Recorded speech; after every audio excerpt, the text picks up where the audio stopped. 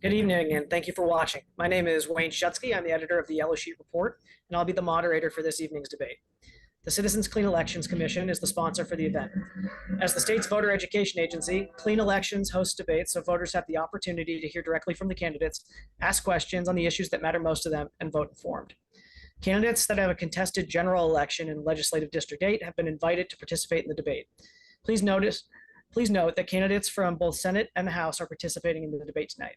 As the moderator, I will ensure candidates have the opportunity to engage directly with their respective opponents.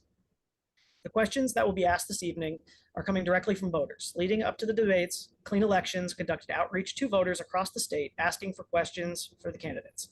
Additionally, Clean Elections surveyed voters to learn what issues are important to them.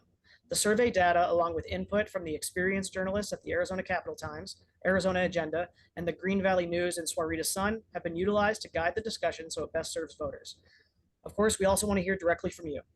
So if you're watching this debate live, you can submit a question at any time by emailing debates@kc-a.com, texting 480-808-1814, or calling 480-937-1253.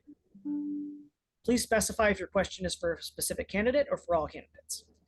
We will screen the questions for clarity to eliminate duplicates, speeches, or personal attacks on candidates.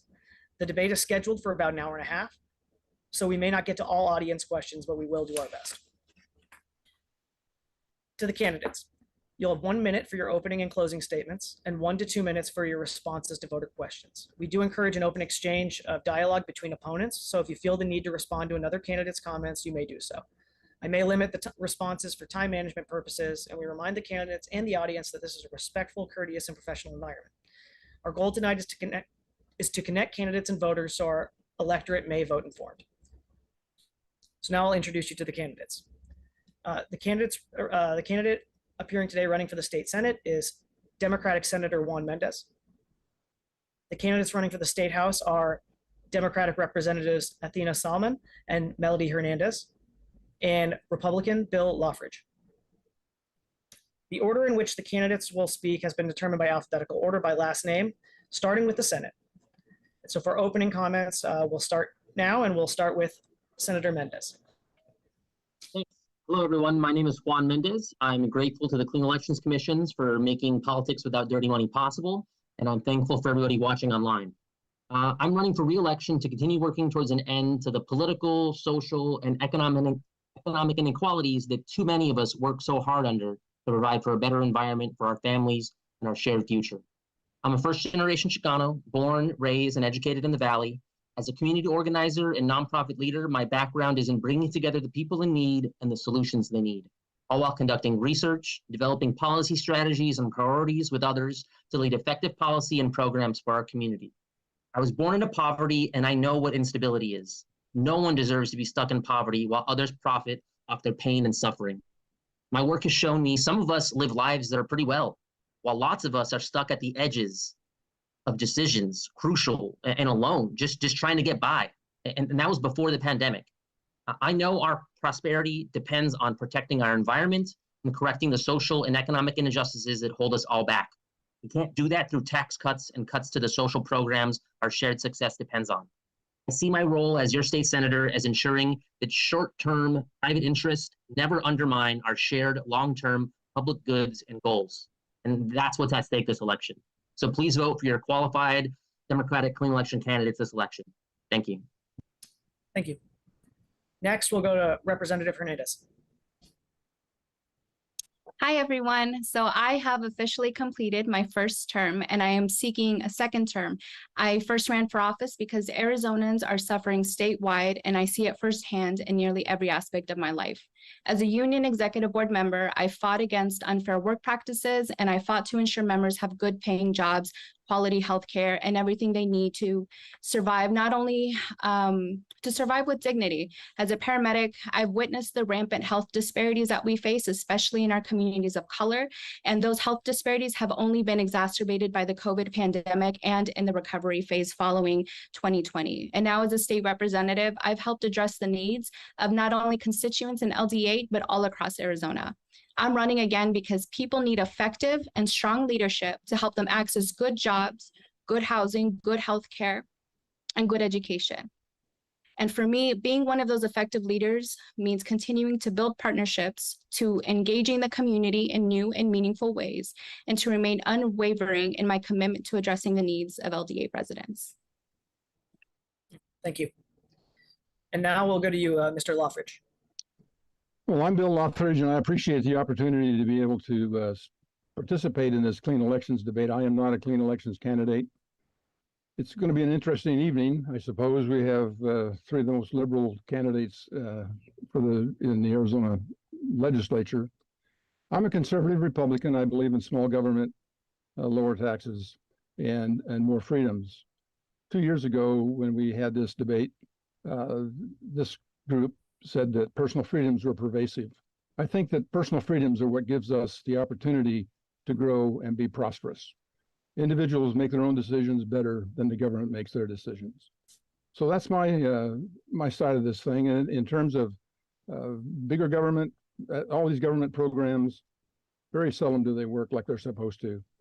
And I'm happy to be here and be able to talk about that and debate about it. Okay. Thank you. And lastly, we'll go to Representative Salma. Thank you so much. Thank you, Wayne, for moderating our debate tonight. Thank you to the Citizens Clean Elections Commission for sponsoring these debates tonight. And my name is Athena Salman, and it is an honor to serve as your state representative. First and foremost, this year, I had the joy of welcoming my first child and becoming a mom. I am born and raised into a first-generation American family from Mexico, Germany, and Palestine. This inspired a lifetime of defending our most vulnerable. Prior to being elected, I worked on higher education accessibility, healthcare affordability, gender and LGBTQ equity, protecting our freedom to vote, blocking corporate greed as a leader in my union, growing membership for a nonprofit that empowered girls, and building support for early childhood throughout the Southeast Valley. Last year, I was instrumental in passing a law that guaranteed feminine hygiene products to incarcerated women and ending the shackling of pregnant people with the Dignity for Incarcerated Women Act, a bill that I originally sponsored in 2018. In years past, I received Tempe's MLK Diversity Award, the Phoenix New Times Best Politician, and the Arizona Republic's Top 10 Newsmakers to Watch. I've graduated with honors from ASU with degrees in economics and political science. And previously, I've served as the House Democratic Whip. I'm the current ranking member on the Elections and Government Committee, and I serve on the Education Committee. I'm running for re-election because I have seen how crucial it is to have strong, progressive, unwavering voices and leaders at the Capitol who continue to block efforts by the radical right to infringe on our freedoms, on our rights, and on our futures. I'm proud to be publicly funded by voters like you through the Clean Elections program and not accept any kind of corporate or special interest money so that I can stay true to your voice and be your representative. Thank you. Thank you. I do have a question for Yeah. Athena.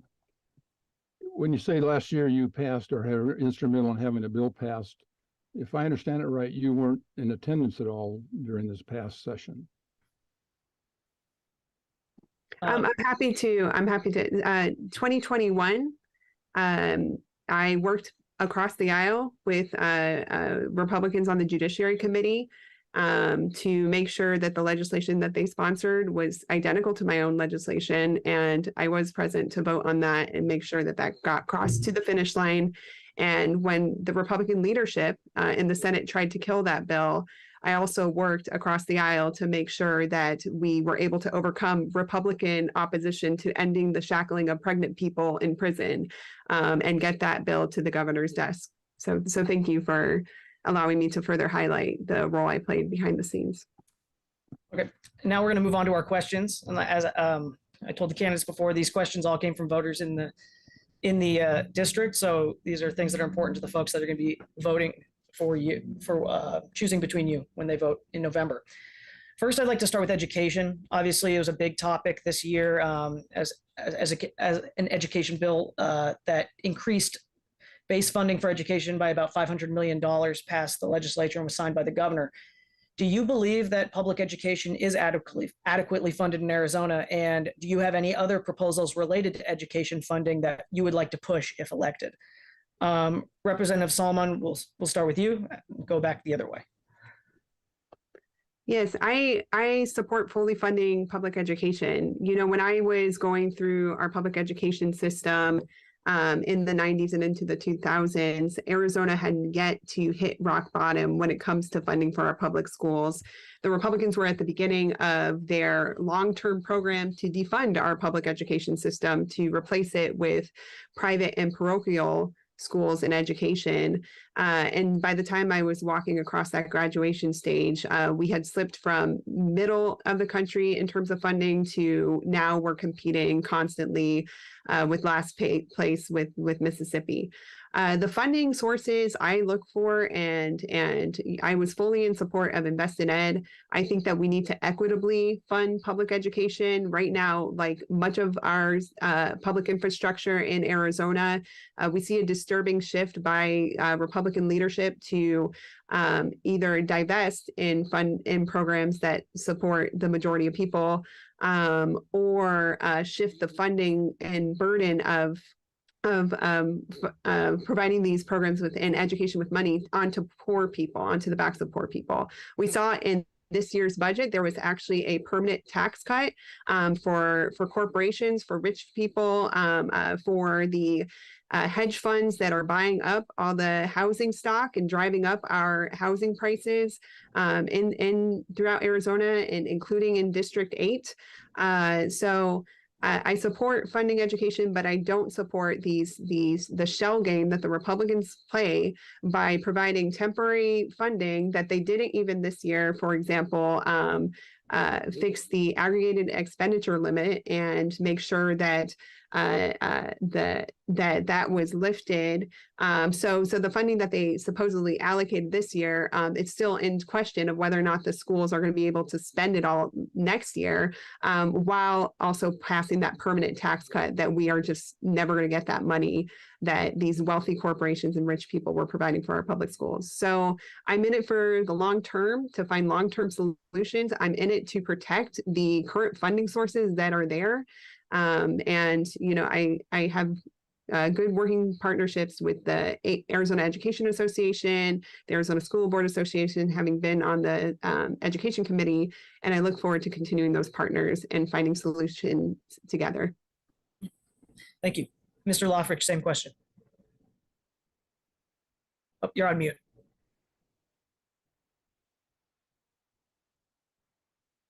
You're muted. So, There we all right, funding for education is important. However, you can't fund education and then give them restrictions on what they have to do and what they do and how they're going to teach and what they're going to do with it. The Democrats want to spend all this money funding the education. Private schools, charter schools get along fine with the money that they get. They do very well. And I think that there's no reason in the world to not study how we can relieve the school districts from the restrictions that are imposed by some of the funding drives and funding methods that we give them from the government. Okay. All right. Then we'll move on to you, Representative Hernandez. Thank you. So for me, education is one of the pillars of how we build a strong economy. When I talk about building partnerships and engaging the community in new and meaningful ways, one way that I've been doing that is I've actually been going and touring the schools now that COVID isn't as severe as it used to be, obviously with safety precautions, but we go and we talk to the educators, we talk to students when we're able to, we talk to the principals. I had one really fantastic principal, we talked for probably way too long, for I think 1 or 2 hours, members. And every single person that we talked to, the number 2 issues that they brought up were school safety, and it was funding, and funding not only for teacher pay, but for the infrastructure that they need.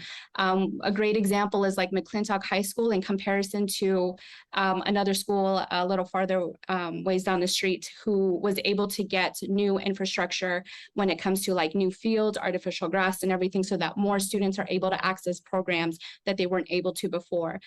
We're still making sure that we have to allocate those resources to these schools. And I think that's one of the most powerful ways that we can ensure we're finding community-oriented solutions, in addition to working with the Arizona Education Association, with the Save Our Schools organization, all of those groups who have been strong advocates for us at the Capitol.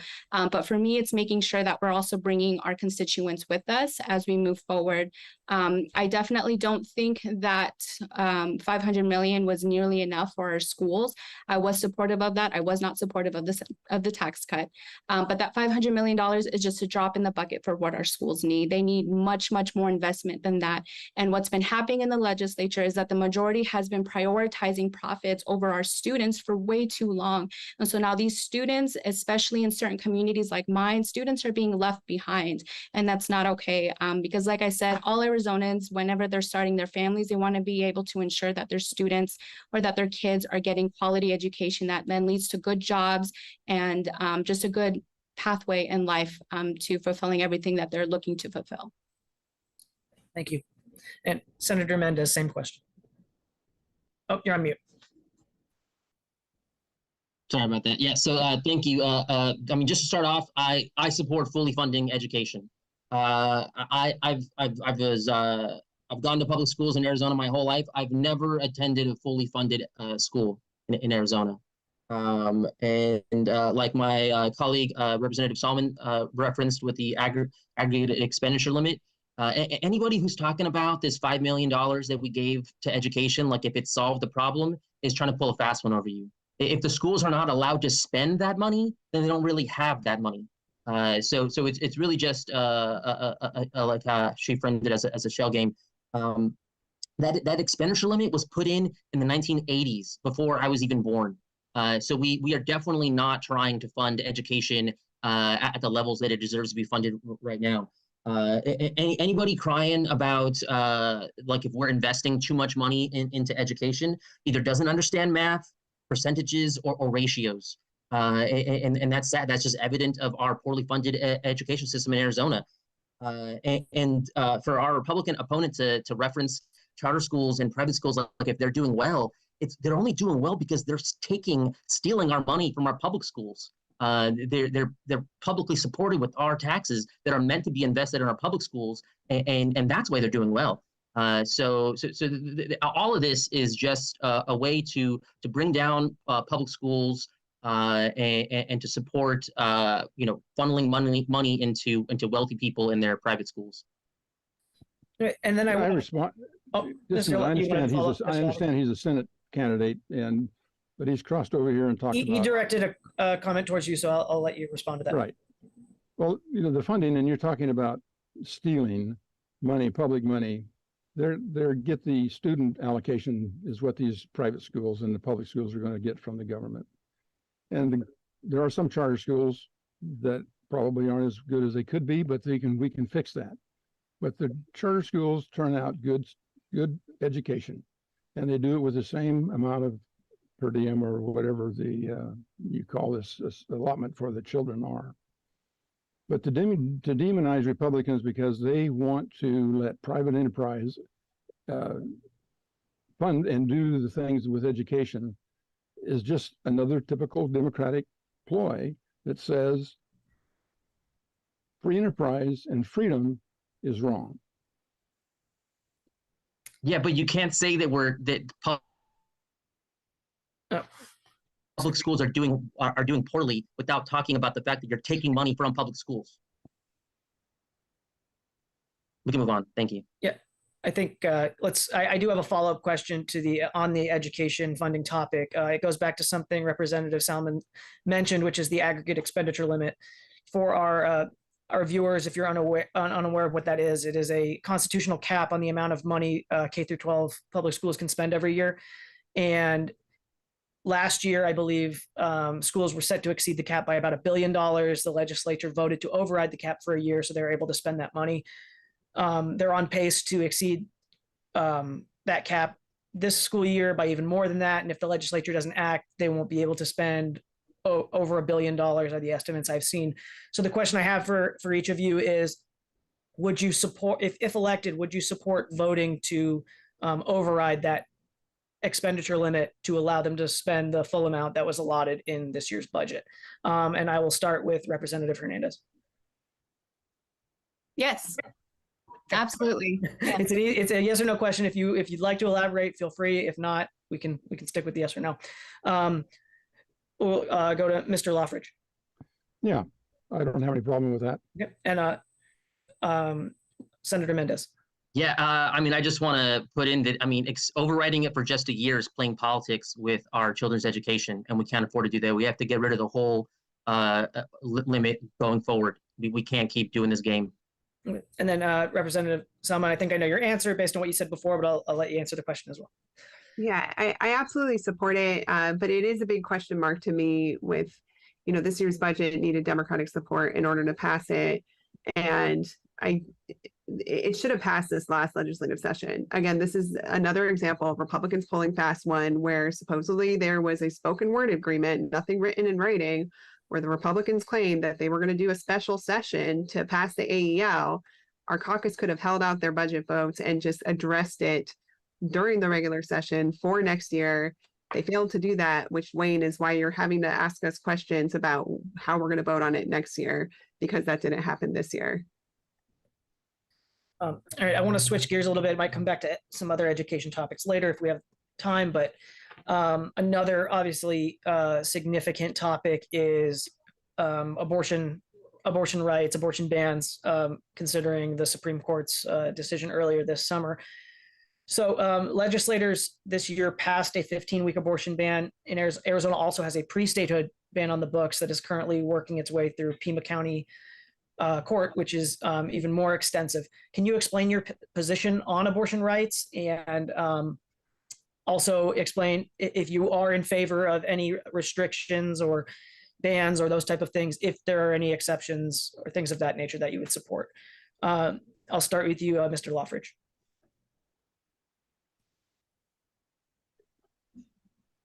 Okay, well, I understand that the legislation that is being litigated has something to do with the early 1900s complete ban on abortion.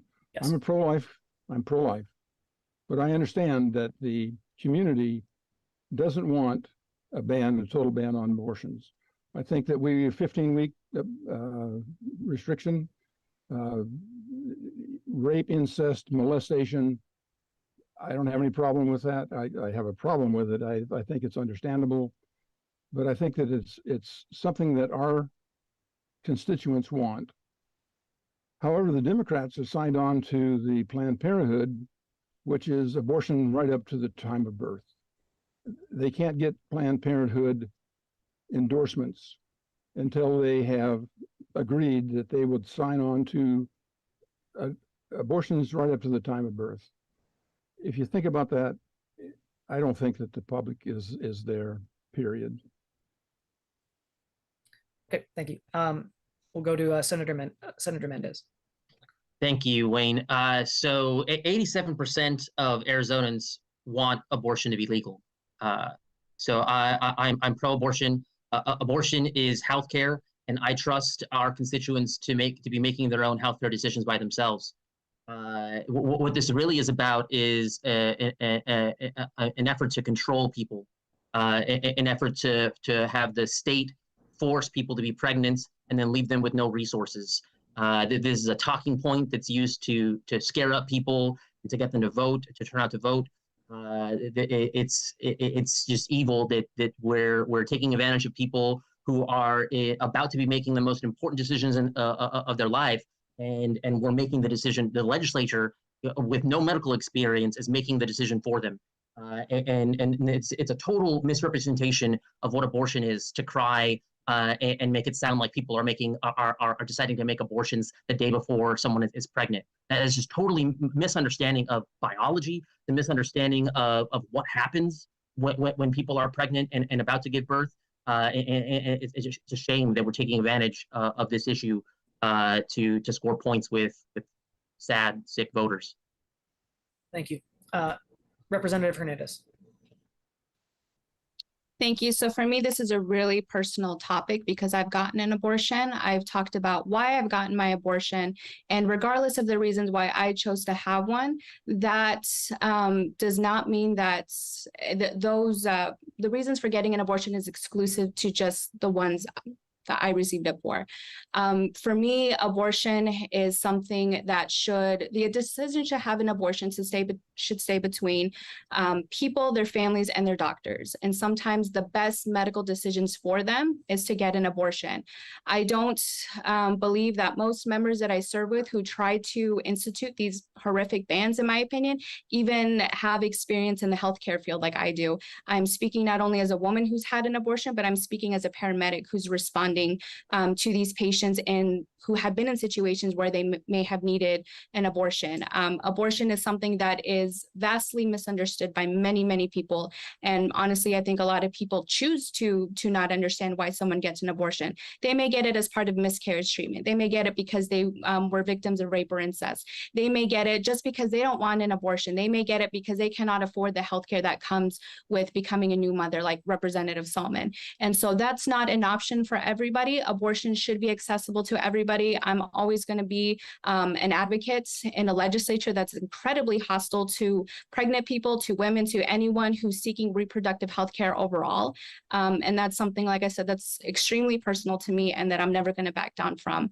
And yeah, I mean, it's just as simple as that. And I definitely don't appreciate the continuation to spread disinformation about the work that Planned Parenthood does. They've done incredible work to protect a lot of at-risk patients, and I'm going to continue supporting them. And the fact that it's being tied to very false information is completely unacceptable, because to me, it's just a low tactic to try to diminish the good work that they are doing.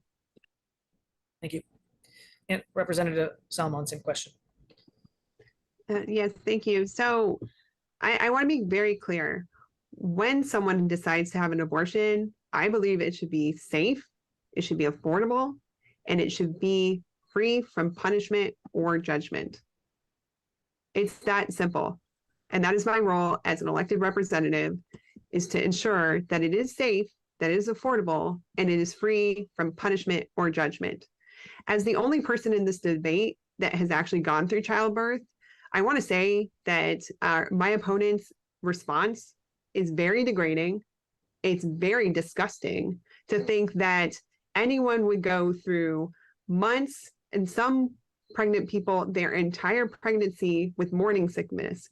I threw up my entire first trimester, and the amount of body changes that you go through during pregnancy, and this lie that the Republicans have made up, that suddenly another Republican in LD1 said during delivery, a woman decides to have an abortion. It is incredibly sexist, and it shows the disdain that the Republican Party has in treating women, gender nonconforming individuals, and pregnant people in general as autonomous human beings who are able to make our own decisions and our own choices about our bodies and about our futures. When I had my child, I had it on my own terms. I did not need anyone in the legislature or in any level of government to tell me when I should or should not become pregnant, when I should or should not become a mother. And if I decide to have another child, it is incredibly inappropriate, incredibly sexist, and incredibly wrong to try and force people to make a decision based on your own morality or personal beliefs. That is not the role of elected officials. That's not the role of politicians. We should not be imposing our own moralities on our constituents. We should allow our constituents the personal freedom to decide if they want an abortion, and to ensure that it is safe, affordable, and most importantly, that it is free from punishment or judgment. Thank you. So I'm going to move on to another topic that is, it's an issue statewide, but it's I know it's especially concentrated in a part of LD8 in southern Scottsdale, and that has to do with short-term rentals. So we've received numerous questions from your constituents asking what your position is on short-term rentals, specifically what rights cities should have to regulate them. For our viewers that aren't aware, the cities are currently restricted on what they can do to regulate short-term rentals. The legislature gave back some regulating power recently, but they still are pretty restricted by a 2016 law that the governor supported. So I will start with, we'll go back to you, Representative Salmon, and what your position is on short-term rentals and what local jurisdiction should be able to do about that and how it affects the housing supply. Yes, so I'm so glad this question came up. I support repealing the state preemption law that banned local municipalities and jurisdictions from regulating short-term rentals. I believe that if a jurisdiction wants to regulate short-term rentals, they have the right to do it. I believe if some cities or towns want to prohibit them altogether, they have the right to do it. It is about local control on this issue.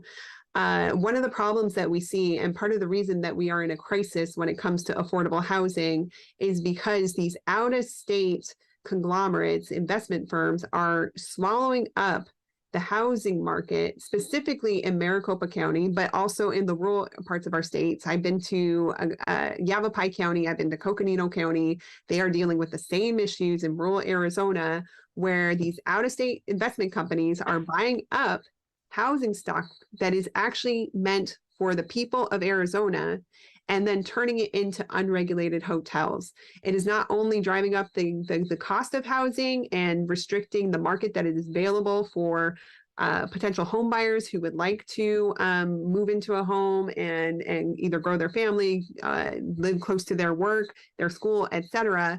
But it's also a nightmare for the residents who live around that short-term rental because of the state preemption and ban and allowing cities and towns to be able to regulate those. So I want to be very clear. I believe that we should be repealing that law. And I want to be very clear as a state legislator, this is a part of why we have an affordable housing crisis. And without addressing this piece, we are not addressing the whole picture to make sure that Arizonans can afford to live in homes in the future. Thank you. Mr. Loffridge, let's go to you. Well, surprisingly, I agree with Athena in terms of repealing this particular restriction, but not necessarily with everything else, all the ad hominem attacks on free enterprise. I'm a bottoms-up guy. We represent the people, and the people should be able to decide what's going on in their neighborhoods. That's why there are zoning. I understand private property rights. I've heard both sides of this argument in terms of people thinking that they can do whatever they want with their houses because they own the house and own the property. But there are restrictions and should be made by the local government. I don't have any problem with that at all because that's local control. Surprisingly, the Democrats take the opportunity to say that and then add ad hominem attacks against the free enterprise system where people have come in and done what they could do within the restrictions and the laws that are available to them. Thank you. Representative Hernandez. I mean, I also support, repealing it.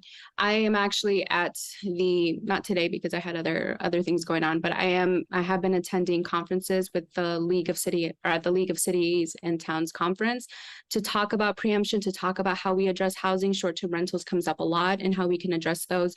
I know the biggest concern that comes up is just for a lot of residents is like, how do we continue to stay in the home that we've lived in all our lives? Or how do we ensure that like people can come here? Like, for example, I definitely can't afford to buy a home right now. And I live in an area where we have a lot of short-term rentals, where we have a lot of certain other kinds of rentals happening. And so for me, it makes it extremely expensive. And so I think Representative Solomon said it best. It's just a piece of the puzzle when we're talking about short-term rentals. That's the overall puzzle is just affordable housing. And I know that we made a lot of efforts to create a housing, we were successful in creating a housing study committee, which is hopefully going to bring, and I know Mayor Woods is sitting on that committee and doing a lot of great work there. And so I'm hopeful that we can bring more viable solutions. I'm hopeful that we can let local government really decide what their residents want, because the residents are going to be the ones who are the best advocates for themselves. And we have a duty to be addressing their needs appropriately. Thank you. And Senator Mendes, your position on this. So I definitely support repealing the ban on allowing cities to put in their own protections so they can keep housing affordable. But we have to reframe this correctly. This isn't people using Airbnb. This isn't your neighbor putting their second house on Airbnb so that they can make some extra income. This is corporations. This is investors taking advantage of our housing supply, driving up our rents, increasing property taxes, ruining the whole market just so they can make a ridiculous profit off of our potential to own homes. I'm talking to voters who are afraid that their kids will never be able to live in the neighborhoods that they grew up in. People are constantly having to move out of Tempe because we're landlocked. So this isn't some free enterprise thing where we're like some good guy just trying to make some extra money. This is investors and corporations taking advantage of us, and we have to put protections in there if we want housing to be affordable. Thank you. And building off of that, affordable housing. Can I respond to that since he's referred to my answer? Sure. The free enterprise system doesn't differentiate between individuals and your neighbors that actually own the property that are renting them. The next door neighbor to my daughter has an Airbnb. But I also the guy know down the street from me has 30 of them. I also know that Hilton and the other hotel chains are buying up these properties, but it's the free enterprise system. They should be allowed to do that. The object is to give local control to the cities to be able to restrict that so it doesn't happen. And that's what we're talking about in terms of removing the ability of the restriction by the state and bringing that down into the local community for control. On that topic, obviously, several of you mentioned that this is contributing to the affordable housing crisis here in Arizona. Affordable housing is an incredibly complicated issue. There were some discussions at the legislature this year about addressing it, but nothing really materialized. So what ideas, what proposals do you have, if elected, to start addressing the issue and address making Phoenix, the Valley, Arizona, an affordable place for people to live? Senator Mendes, we'll start with you. Yeah, so just off the top of my head, I mean, I might have some more comments afterwards, but the two biggest impediments to affordable housing right now are regulation and zoning. The legislature has put a ban on cities requiring affordable housing from developers. Right now, we got monstrosities going up and along Rio Salado in Tempe.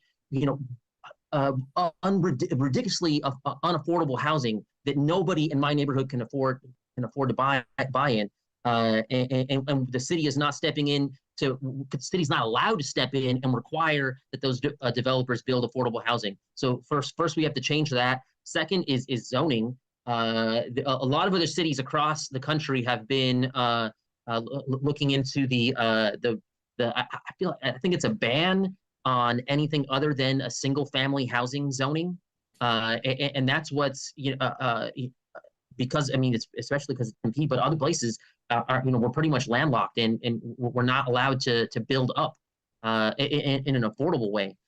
So those are two things right there. We could fix zoning. We could fix this irresponsible regulation that or the ban that the legislature has put on cities, a lot of that could get affordable housing moving. Thank you. And Representative Hernandez. Thank you. So, I mean, to build off of what Senator Mendes was saying, I mean, in addition to that, we also have to talk about the rising costs of rent.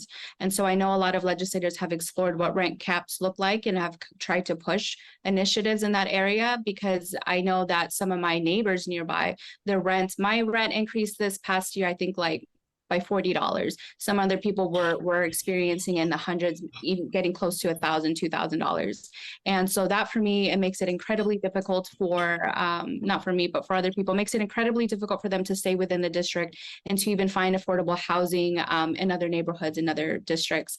And so that's another option that we can always be visiting. I know that one thing we did in the bipartisan budget was we allocated $60 million as opposed to our initial ask of $40 million into the Housing Trust Fund. So that's going to be helping with affordable housing. That's going to be helping with rent. That's going to be helping with a multitude of different areas within that. But it's not enough. Again, it's another drop in the bucket. We have left the Housing Trust Fund out to dry, but that's not a one-stop solution for this crisis. And I think more than anything, again, talking about partnerships, we have to work closely with our cities. I was grateful for when Tempe City Council invited us to sit in with them recently. It was a couple months ago, to talk about what they're up against and why the efforts that they're making to build affordable housing units, but they run into problems with zoning. They run into difficulties even being able to bid on certain properties. So they're getting creative, don't get me wrong. And I think Tempe and other cities have done a great job of finding those creative solutions to build affordable housing units in kind of like unlikely areas. And so I'm grateful for that. But this is kind of an all hands on deck. Rent's just going to keep rising. Housing costs are just going to keep rising, especially with inflation and all of the other costs that everyday Arizonans have to deal with. To me, the housing crisis is an emergency, and we should be treating it like that. Thank you. We'll go up to Mr. Loffridge. Apologize. Well, we're back to local control again. I think that that's the way it has to be. The zoning. I'm surprised to hear that Tempe is not able to control their zoning, because they're the local entities, or the local governments are the ones that design and create the zoning. So it's a surprise to me that they weren't able to do that. The high rise. There's nothing in Tempe to do but have high rise, or just reduce the tax structure. Just have single family residence, which a large part of Tempe is, and that's where I live. We all basically live in the same square mile area, so we're all very familiar with our neighborhood. So again, it's back to local control. There's no reason to. I don't know why the state would want to be in control of what's going on in these local governments. That may not be a very good Republican position, but I just think it makes common sense. People want to be able to control what's going on in their neighborhoods. And affordable housing, if you make things so expensive that nobody can live there, you don't have the people that do the service. Not everybody's rich by any stretch of the imagination. And people on fixed incomes, retired like I am, as inflation comes along, your ability to afford these places disappears, and you are forced to move. Thank you. And Representative Salmon. Yeah, so both Senator Mendes and Representative Hernandez covered a lot of the points that I agree with. Mr. Loffrey, also agree about the local control component, and we need to empower our localities to expand affordable housing options. So I think there's a lot of agreement. One of the biggest hurdles to that, again, is the state law that prohibits and preempts. There's a lot of preemption. There's a lot of state legislators who didn't end up running for city council, but are trying to be city councilors from the state level, and stopping cities from doing what they can to protect vulnerable residents and keep them in their homes.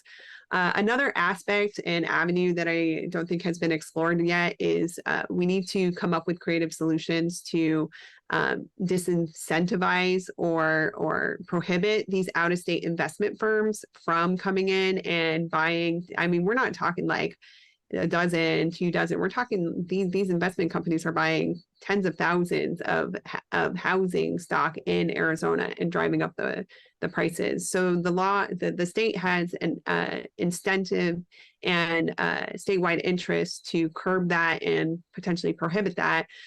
Also, tying into our previous conversation with the short-term rentals, I have a bill called the Fair Bnb Housing Act that, because these short-term rentals act as unregulated hotels and are able to carve out and not be treated as such, it is a taxation and generating revenue on short-term rentals that would generate $100 million for the Affordable Housing Trust Fund every year, because unfortunately, during the 2009 era, when the radical right was gutting our public infrastructure of funding, one of the things that they did was they eliminated the unclaimed property fund that was the basis and the container for the Affordable Housing Trust Fund. So that sustainable fund has never been replaced. The Fair Bnb Housing Act is just one idea that would ensure ongoing funding in an equitable way. But we need to continue to think of these creative solutions so that we can ensure our cities and localities can make affordable housing decisions and expand affordable housing in their jurisdictions. But the state is also investing in affordable housing solutions for all Arizonans. Can I respond to that? Sure. Well, I'm interested again to hear that you were involved in some sort of legislative effort this year when you weren't there. And however, why did you demonize private enterprise, free enterprise? If it's out-of-state money or in-state money, however it comes, they're operating within the restrictions that they're allowed to. So there's no reason to demonize them for coming in and making a profit. Profit is not nasty, not dirty. So it's confusing to me that you also say that the state should give it back to local control to the cities, and then you want to have a state tax on Airbnbs.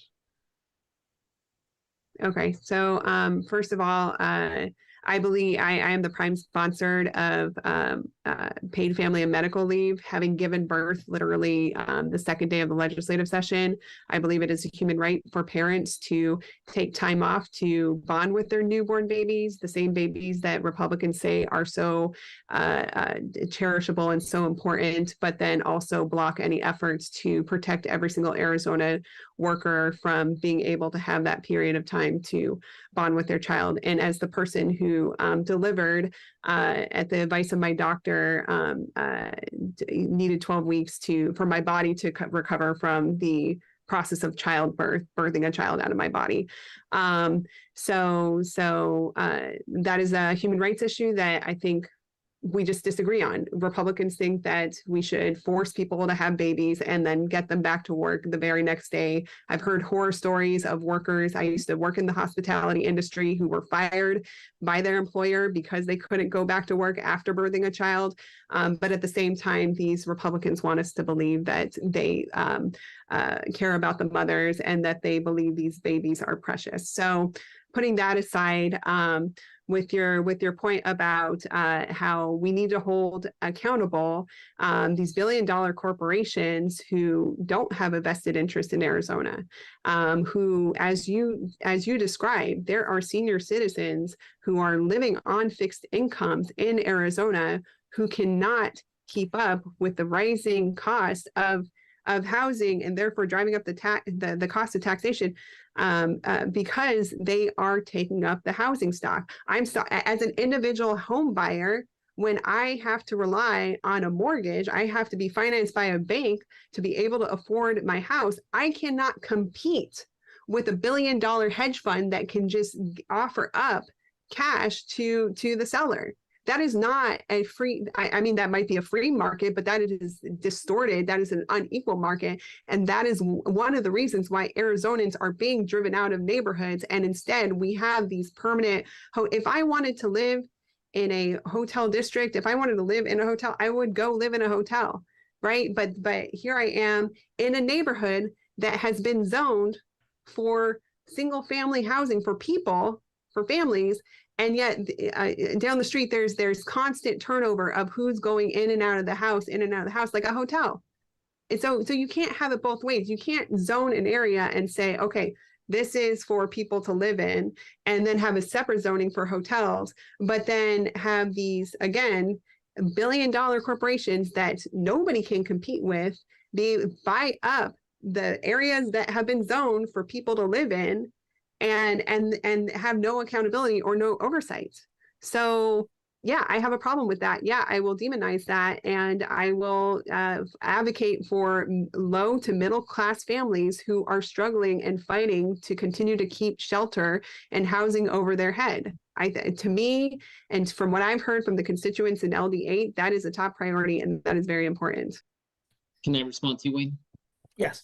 Yeah, so I don't know if our Republican opponent even understands what we're doing here today, but if we're legislators, so our goal is, our responsibility is to step in and protect people, and profit over people is evil. And it's our job to step in and set that and make that right. And so you can't just keep throwing up free enterprise and then throwing up your hands like if you can't do anything about it. Why even run for office? Why not just say free enterprise and go live and off your fixed income and see how that works? Wow. Any more responses or? Oh, here. Well, yeah, I have a response. All right, this is gonna be the last one, and then we're gonna move on. Well, I mean, this is multifaceted.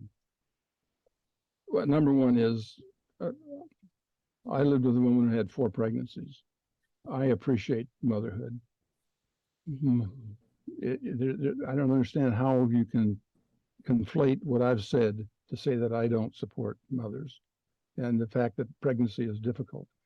Her 4th pregnancy created some complications for her. So, you know, everybody that's had children, both male and female, I didn't deliver the baby, but I lived with the woman who did.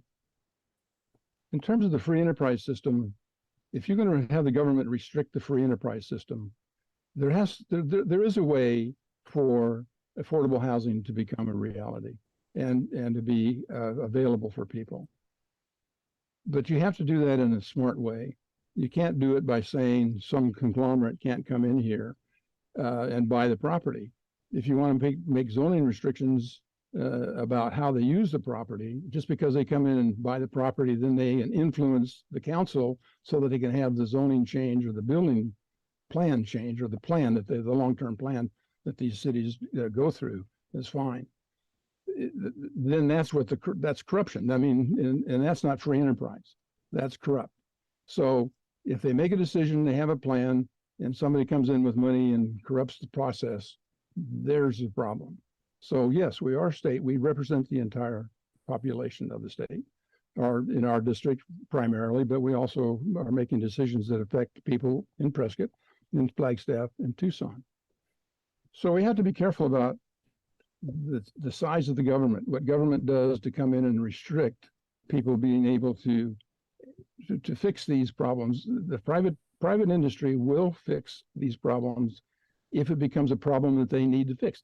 Now, you don't happen to believe that, because the side of it was, as you shake your head, your side of it is that, well, private enterprise. Mr. Lethbridge, let's just keep it to your side of it, and then. Yeah. So I mean, okay, that's fine. I mean, I'm just saying that the strength of America has been the free enterprise system. The more restricted the government becomes, the less prosperous we become. All right, thank you. I just want to remind our listeners who are listening live right now that you can submit questions if you have anything that we're not touching on that you'd like addressed. The email is debates@kc-a.com. You can text 480-808-1814, or you can call 480-937-1253. This next question, I'm going to keep it to a yes or no, because it is a question that's been submitted by people in the district, but in the interest of not falling down any rabbit holes, I just would like a brief yes or no answer on it. And that is, do you believe that President Joe Biden won the 2020 election in Arizona in a free and fair election? And I'll start with you, Senator Mendes. Yes. Thank you. Representative Hernandez. Yes. Mr. Lafridge. Yes. And Representative Salmon. Yes. Okay. Well, now that you've asked the question, you use the words free and fair. He's the president and he won the election. Fair enough. All right, and I do have some other questions on some election topics, but I know Representative Salmon does have a hard out at 7. I want to give her the opportunity to do a closing statement before we get there. So I'm gonna pause the questions for a second and give her that opportunity. Thank you. Thank you, Wayne. And thank you, everyone who's tuned in tonight to this debate, the Citizens Clean Election Fund, for sponsoring this debate and hosting this every single year so we can have robust conversations and ultimately come to a robust democracy. I'm committed to you. I'm committed to the voters of District 8 to be your proud progressive champion at the Arizona State Legislature. I have led fights to protect reproductive health care, including abortion access and access to birth control.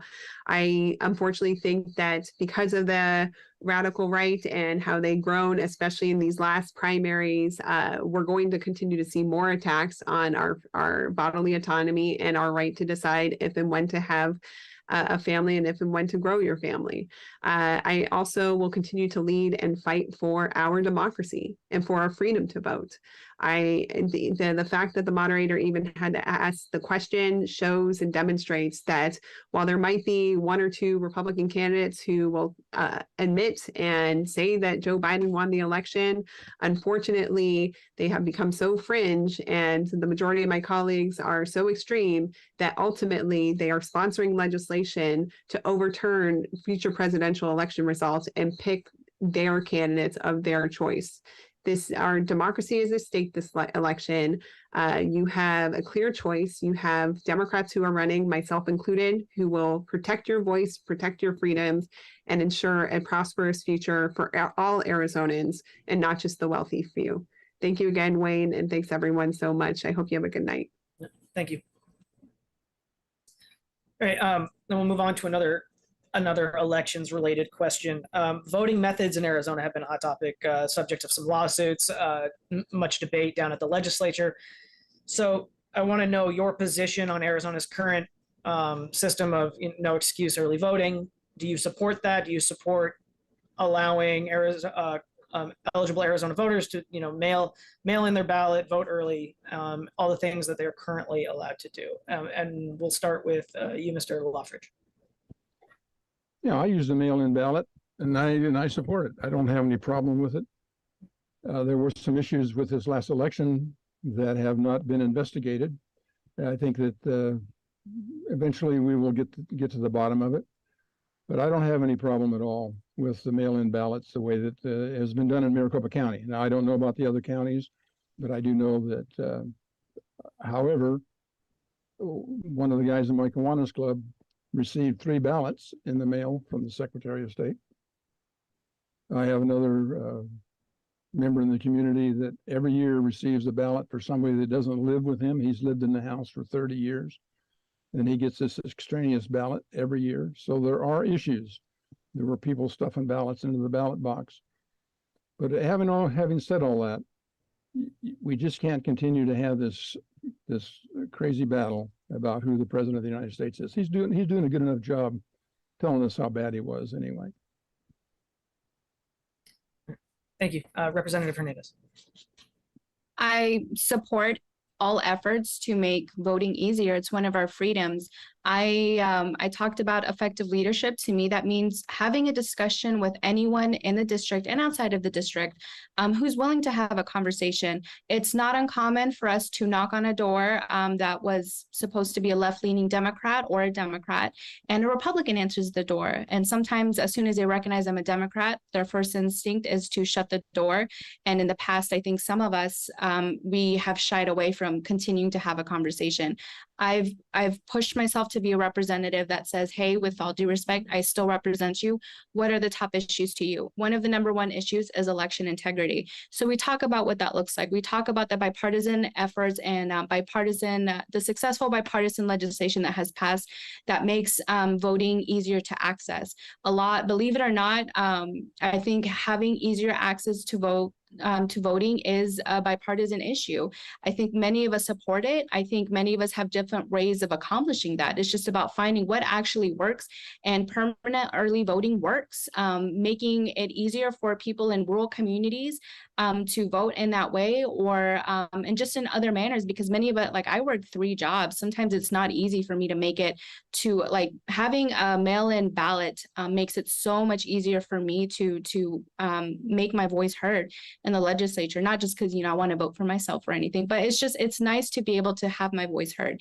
And I know many people feel like that it's too often a privilege to be part of our political process, and it shouldn't be a privilege. It should be easily accessible for everyone, because like I said, it's one of our freedoms, and I know as Americans, it's one of the things that we hold near and dear to our hearts. And I think that voting should be very, very easy to access. Thank you. Senator Mendes. It's 2022. If you want to restore faith and trust in our elections, you really need to stop talking about the 2020 election. These conspiracy theories are what is destroying our democracy in America. They're only lathering up fringe voters that will only lead to violence. Okay, so that first off, that with stop with that. Early voting is amazing. I've been using it my whole life. We've never had any problems with it until Republicans started losing.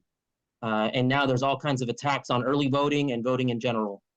So we need to, it's a shame that corrupt Supreme Court threw off the Fair and Free Elections initiative. We could have fixed a lot of problems going forward to protect our elections going forward. Shame. Building off of that, there are a lot of proposals out there, whether through the initiative or from legislators, both from Democrats and Republicans, to change things about our voting system. Obviously different things, but both sides have proposed ways that they'd like to see the system change. So I want to know what are some proposals that you either would support or you would like to see introduced at the legislature next session? And I'd ask you with this question, just keep it pretty specific to those proposals and not the extraneous issues with the previous election and things like that we've talked about before. So again, we'll go to you, Senator Mendes. Yeah, so off the bat, I mean, we need to restore the permanent early voter list. It's a shame that the Republicans got rid of the permanent early voter list. We need to bring in automatic voter registration if we really want people to be more people to be voting. If we want to reach and bring more people into our democracy, we need automatic voter registration. We need to put hard protections in that will never allow the legislator to pick our electorates for us. It's simple things that people take for granted that I guess in Arizona we have to write into law. Otherwise, the Republicans will just take over the whole country with fake, with conspiracy theories. So those are the top ones I could think off the top of my head. If it was up to me, I would force every legislator to have to be a clean elections candidate. I think that would solve a lot of our problems if we removed money from politics. And we got the corruption of money out. It's crazy that we allow public people running for public office to privatize their campaign. I don't understand where that comes from, but that's just what I can think off the top of my head. Thank you. Yep, Representative Hernandez. To build on what I said earlier, I think too often it's a privilege for people to understand kind of like what's going on in our political process, and then it's an additional privilege to be able to participate in the political process. And lately that's included voting, which is which used to be one of the easiest ways to participate and to learn about who's representing you and to be able to choose who's representing you. So I definitely support automatically having people be able to vote when they're 18. I definitely support letting people who travel a lot, like our troops, for example. So sometimes they're having to move a lot. We also have barriers, like with our college students when they're moving back and forth. They may not always be here, and then we have all of these barriers that we could be addressing in more meaningful ways. I support having Pebble. That's one of the best ways that we can get everyday working families to participate in the political process. And that's one thing that I always thought was interesting whenever we have some majority members pushing back on things like that, because Pavel really helps in a lot of like the rural areas or more conservative areas. And so this is like, should be a bipartisan thing. Everyone should be able to participate. Everyone should be able to choose who they think will best represent them. So those are some of the things that I support. And I remember I was happy to co-sponsor some legislation that Senator Mendes pushed to make it easier to vote. And I definitely intend to remain committed to making it easier as years come forward. Thank you. And Pavel is the permanent early voter list for our listeners who aren't hip to the lingo. And Mr. Loffridge, same question to you. Well, if the permanent early loaded voting list becomes corrupted by people that aren't here anymore and needs to be changed and refreshed, there's nothing wrong with that. I don't understand where anybody has a problem voting. It's the easiest thing in the world. I don't understand why people can't register to vote. It's something, you register them automatically and then send them a ballot that somebody can pick up for him. He doesn't even see it, doesn't even know he's getting it. People can register. Actually, people can go to the polling place and vote. It's just easier for us to be able to do it by mail.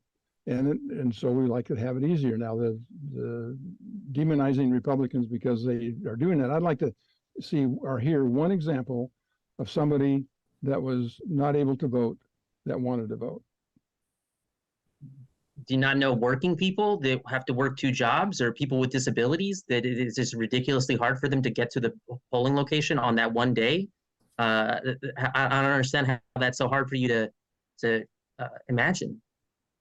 Well, since I don't have to imagine people having to go to the polling place, they can get an early ballot and vote.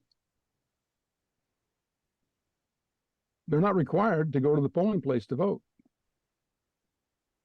And just Right. to build on that, I know it doesn't specifically have the word election on it, but think about like Navajo Nation or some of our other more rural communities where they don't have access necessarily to broadband all over. So they might not be able to easily sign up for something, or think about some of these rural communities who don't have the proper infrastructure so they can make the drive down there as easily as some of us are. Like for me, to my polling place, it's a 5-minute drive. Some of these, I recently went and met with President Nez in Navajo Nation, and it was very long drive and a lot of rural area. And so it's difficult for people. People have different challenges, and we have to be respectful of that, of their challenges. And we have to be able to make sure that they have as many opportunities to vote as possible, whether it's disabilities, whether it's them being in rural communities, them not being able to access certain things that we are able to. Like I have Wi-Fi all the time, thankfully, but some people don't have that access. Some people work too many jobs. Like I still work 3 jobs. Some other people work 2-3 jobs, and their focus is on making sure that they have food on the table and everything, and not necessarily checking to see if they're still signed up for an early ballot. And that's just the reality of what most Arizonans face. And that's why I always say, understanding the political process and then even participating in it, it's a privilege right now, that the way that we go about it in the legislature. Well, if I can answer that. Yes. I don't understand why you think that the Navajo reservation and the nation up there, that those people aren't able to register to vote and to get on the early, the mail-in ballot to vote early. You're saying that they're not able to do that and they need some kind of assistance somehow to, they're not capable of it? That's crazy. They are probably as engaged as anybody politically. Now, there are some people up there that are not as educated, but they still understand. I'd be willing, I don't have any problem. I lived up there for a year. They're very smart and very astute. And it's just crazy to think that they have to have some sort of special arrangement so that they would be smart enough and be able to get an early ballot and vote.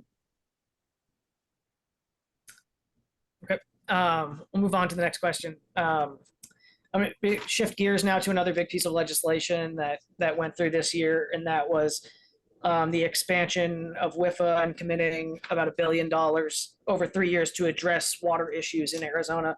So I want to know if you support the plan that was passed this year and funded this year, and what else would you like to see done to address Arizona's ongoing water issues? Mr. Loffridge, we'll start with you. Are we ever going to get to some other issues like inflation and things like that that are really on people's minds? Are we going to? I'm going off of a list of questions that were submitted by Okay. the voters, but Yeah, the water for us, in LD8 is we're in the Salt River Project who are relatively healthy. The rest of the state is in real trouble. I know that on September 1st, we're going to go dove hunting down in Pinell County. All those fields are fallow. They don't have water. These are agreements that were signed in the 1950s. This is going to take the federal government to be able to figure out how we're going to dole out this water as the water is reduced. If it doesn't, we don't have some refreshment of the reservoirs. I don't know the statute that you're talking about. I'm not familiar with it, but water in the rest of the state outside the Salt River Project area is people are in trouble. And there has to be it's going to have to be desalination or some other kind of a system and solution to do it. And that would involve cooperation with California because they're the ones that are on the ocean. And we'd have to be able to switch the water back and forth, the allotments. But the allotments have set and are already established. So water for us in our district is, it's really not an issue, but it is for the rest of the state. And Senator Mendes. Thank you. First off the bat, I've been introducing a bill to put more money into WIFA since I got elected to office. But I do not support this recent iteration.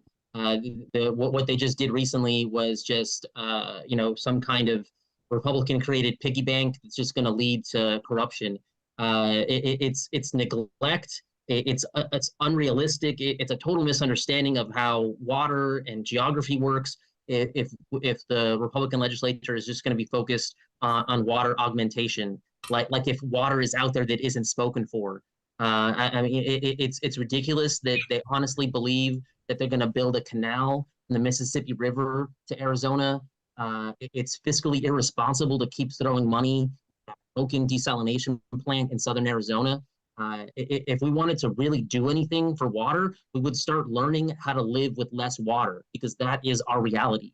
The climate crisis and the environmental destruction is permanent, and we've already gone way too far over what's acceptable for us to be living here sustainably. So we need to do real things. Like the gravity of the problem demands that we start doing real things to protect our life here in Arizona. And that is important for everybody, regardless of where they live in Arizona. I need for us to start focusing on, we need to make it unprofitable for corporations to come here and take advantage of the last of our water just so they can bottle water and sell it across the country. We need to make it, it should not be possible for Saudi Arabia to come here and take advantage of our groundwater at our expense. We need to put real restrictions into what we're allowed to grow here in the desert. It's just ridiculous that everybody is growing alfalfa to sell in foreign markets. It doesn't help us here. It just allows corporations to get rich. So we're never going to get serious about water until we do any of those real things. Thank you. Representative Hernandez. So that water bill that recently came through the legislature, that's actually when I was on shift, so I wasn't able to vote on that one.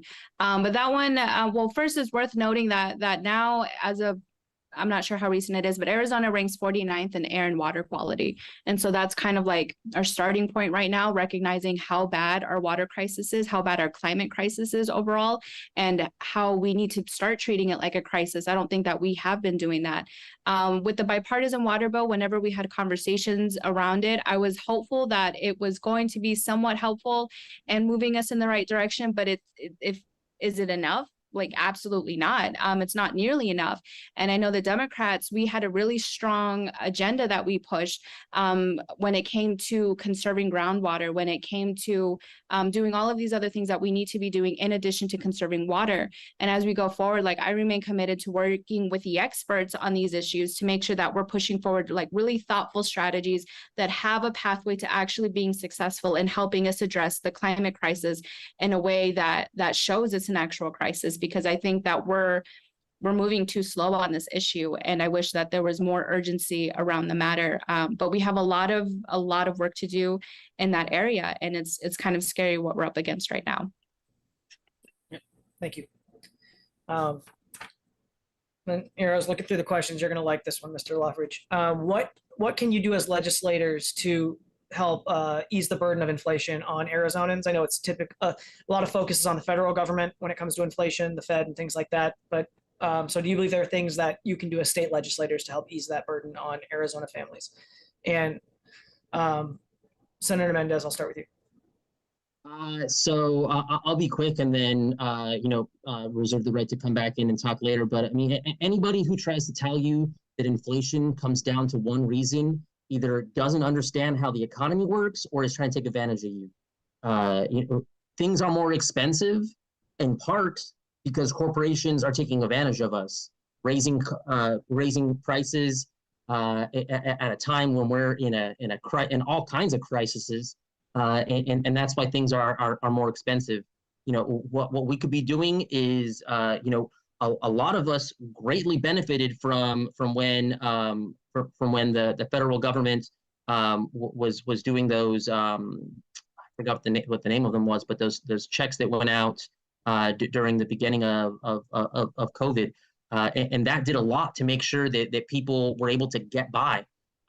So anybody who tries to put the blame on people with low income being able to afford basic amenities is just wrong. It can't be the problem that us helping people afford rent, medication, and food can't be what's causing inflation. That's just a totally misunderstand or a misplace of priorities and values. Thank you, Mr. Loffridge. Am I muted there? No. Nope, you're good. Well, it's interesting that you refer to the government programs who dump billions of dollars into the economy. Inflation is multifaceted. There are a lot of problems. The question is that we're asked is, what can we do about it as legislators? We can reduce the restrictions on business, the regulations on business, make it more possible for businesses to prosper and be successful and be able to hire people. That's what the legislature can do about inflation. Inflation is actually the result of bad policies, democratic policies in Washington. They stopped us, they kept us from being energy, self-sufficient with energy. They spend money that they don't have. And now we're faced with, oversupply of money and not enough goods to give it to sell to them. So inflation is complicated. It'll come down. Easy money, high inflation. Money's starting to get harder, and we're all going to suffer from it. I paid 16% interest back in the Carter years, another Democratic president, and his practices that created these inflations. So we have inflation, we have gas prices. This is what people are suffering from. We as a legislature can reduce the restrictions on businesses, let them prosper. Prospering businesses are not the problem. Big government is the problem. Profit is not the problem. Government taxes are the problem. Thank you. Representative Hernandez. So for me, when we talk about inflation and when we talk about what the legislature can do, I like to use the example of the COVID-19 pandemic. I think whenever we were put into that extreme situation, we realized how poor the healthcare foundation was. And that's part of the reason we ran into so many problems. I think now with inflation, we're seeing how poor our foundation is for supporting Arizonans, when they're not in the situation is. So things that we can be doing to build a stronger foundation is making sure that they can afford their housing, that they have those options, is making sure that they can afford not just their homes, but like the rent that they paid. Like all our college students are being pushed out of the areas where they go to school. We can be making sure that they have good paying jobs, and that not only are these jobs good paying, but that they have the workplace protection so that people feel more comfortable working in those environments. That's a lot of the pushback that I hear. It's like, yeah, they pay great, but the environment sucks. And it's because of a lack of workplace protections that they have. And that's part of the reason I'm such a strong union person, because they really help advocate to make those changes. We can also, we can be focusing on making sure healthcare is more easily accessible, equitable, and affordable, because that's something that we definitely don't have still. And so whenever you add on all of these other costs, it makes just buying a stick of deodorant for like $7 versus $4 much more terrifying, because we have all of these other looming things behind us, because Arizona, for a long time, we haven't had as strong of a foundation as we need. And I think that just like with the pandemic, we need to really think about this, how this might happen again in the future, where we have rising inflation costs, and preparing ourselves going forward. We need to put in solutions now in place, like Band-Aids, if that's what it takes right now, but moving forward, I think Representative Salmon, she thinks long-term. I absolutely think long-term as well. It's like, what can we do to prevent this being this bad, or being this bad at all in the future? And I think that really starts with building a strong foundation and making sure that Arizonans can not just survive, but can survive, but can live in dignity. And that means having the foundation that they need to deal with whatever inflation costs may happen, because it makes all of these other looming, terrifying costs in the background a lot less scary. And honestly, hopefully we're getting rid of those. So that's how I'm always thinking of it. Inflation is a great talking point. It's a great way to attack Biden if that's what you want to do and everything. But really, when it comes down to it, it means that Arizona has a lot of work to do to make sure that our state is stronger, that Arizonan families are stronger. And that should be our moral obligation moving forward. Wayne, can I add more? Yeah. Sure. Yeah. So regulations are just a fancy word for protections. So we're talking about minimum wage. We're talking about environment protections, safe and healthy health protections. I mean, businesses don't need us to loosen protections. That's not what's going to make us healthier. That's not what's going to make our economy better if corporations can take more advantage of us. I mean, we're dealing with a Republican legislature that honestly wants to bring back child labor, right? So what we're suffering from is greed. Profits are at an all-time high. That is part of our problem, right? Profits over people is what's our problem right now. What we could be doing, we need to be bringing down housing costs. We need to be bringing down education costs, healthcare costs, right? Things like insulin need to be free. The minimum wage needs to be a living wage. That's what's going to help us survive in inflation, which is what's going to help us survive corporations taking advantage of us. Okay, thank you. So if I can respond to that a little bit. Sure. So how are you going to bring down housing costs? Government regulation? You're going to, expand the government, make it more onerous on the people. That's what happens if you're going to try to, and then you're going to tax the profits of people that are making money and making the economy go, that are hiring people. It just doesn't make any sense. Those sorts of socialist programs where the government is the savior for everybody. It just doesn't. It doesn't make economic sense. Just let him finish, and then I'll let you respond one more time since he's addressing you directly. Okay. It's not socialism to protect our voters from people taking advantage of them. It's not socialism to ask that corporations pay and the wealthy pay their fair share. I don't understand. Maybe we're talking about different political economic systems here. Yeah. All right. We're going to move on from that because we're running up on our hour and a half. So we're going to get to our closing statements. So we're gonna go in the reverse order that we went for the opening statements. So we will start with Mr. Loffridge. Well, my name is Bill Lothridge. I was 35 years in law enforcement. I lived in Tempe. My family's been here since forever. I was raised here. I'm active in the community in the Kiwanis Club. I'm active up in the mountains, rural community, so I'm familiar with some of the rural issues that are happening. I'm the president of the Walker Fire Department just outside of Prescott. I am a free enterprise guy. You've seen on display here, as I said at the beginning, the most liberal slate that's in the legislature. They defended Planned Parenthood and the abortion. They just can't. They don't get endorsement from Planned Parenthood unless they do follow Planned Parenthood's practice of abortion on demand to the time of birth. The other thing of Planned Parenthood is defund police. If you don't promise to defund the police, you don't get endorsed from the Planned Parenthood. These are just people that are big government, and they think the government's going to help solve all our issues. Americans are free. They have the freedom to do and make money, and a corporation has the opportunity to make money. They are taxed, fair share. What is their fair share? I'm going to tax them 100%?